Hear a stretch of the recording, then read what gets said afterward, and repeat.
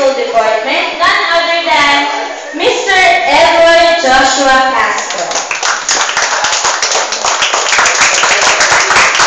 Magandang umaga po sa inyo lahat. Sabi ng MC, maikli daw po talaga at nakatiling tayo sa oras. Anyway, magandang umaga po sa inyong lahat. Alam mo, medyo gloomy, medyo ewan ko kung... Kumain na po ba kayo? Oo, ano sabi sa Trinidad kagabi, magandang buhay. Ayaw nyo talaga, uuwi na lang ako. Ayaw nyo sumagot, magandang umaga po sa inyong lahat. Magandang umaga sa ating mga pakibati nyo yung katabi ninyo.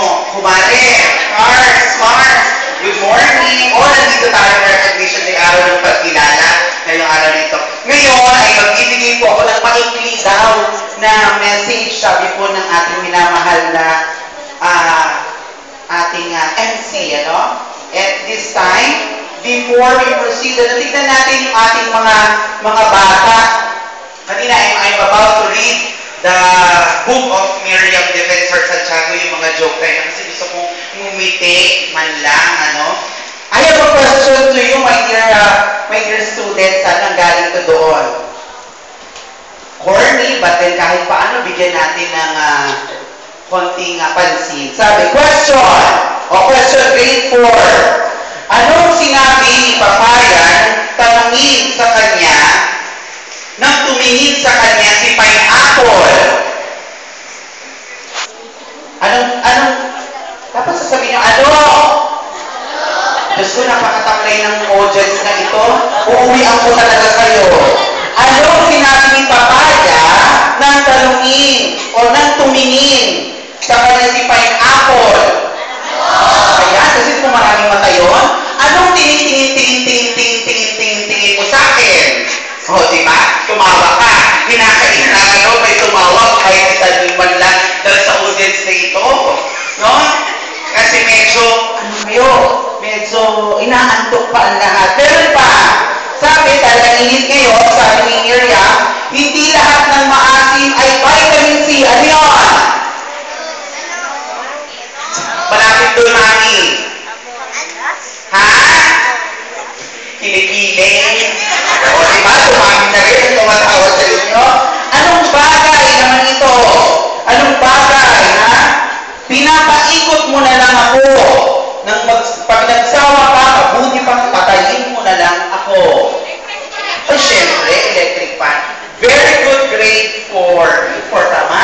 Grade 4. May liit man lang na bagay, huwag po natin kalimutan na tayo ay ngumiti. Dahil mayroong mga ilang tao sa ating araw nito ngayon ay pumanaw. Hindi man lang ngumiti. Okay? So, iiwanan ko kayo ng 3 bagay ngayong araw nito na aking pinagsikapan kaninang umaga na ang title nito ay Marks of Excellence. Hindi ko po ito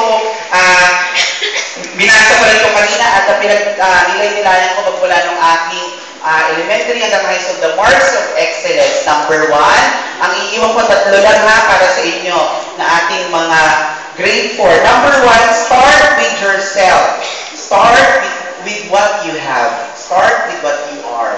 Umpisahan nyo sa inyong sarili kung ano ang meron kayo.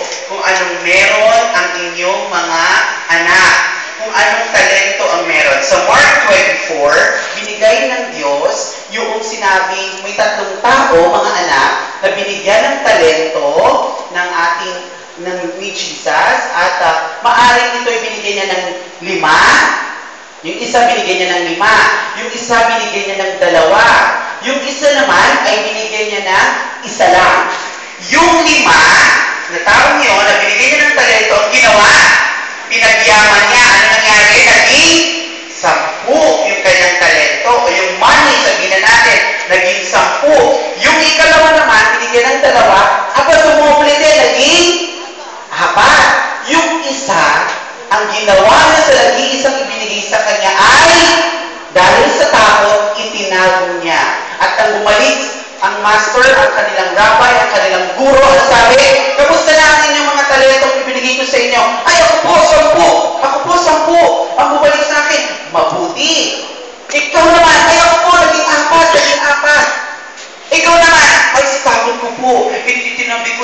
kasi baka magaling po kayo at wala pong maibibigay sa iyo. Oh.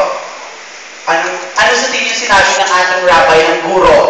Ang sabi niya, ikaw na nagtago ng iyong talento, aalisan kita ng talento at ikaw na nag-iisa, ibibigay ko dito sa dalawang ito. Bakit?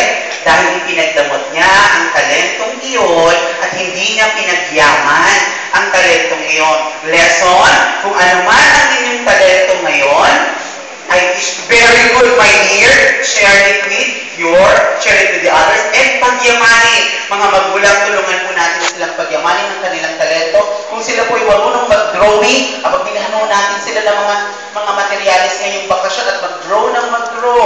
At kung mayroon pong expert kayo kakilala, ipatrain niyo po sila. At nawa po yung talentong yun ay maging susi po sa kanilang excellence. Number 2 po, na pwede ko pong ibigay sa inyong mga anak at pwede rin po sa inyong mga magulang. Ang ikalawa po, una ay start with yourself. Yung pangalawa po, beautify your vocabulary.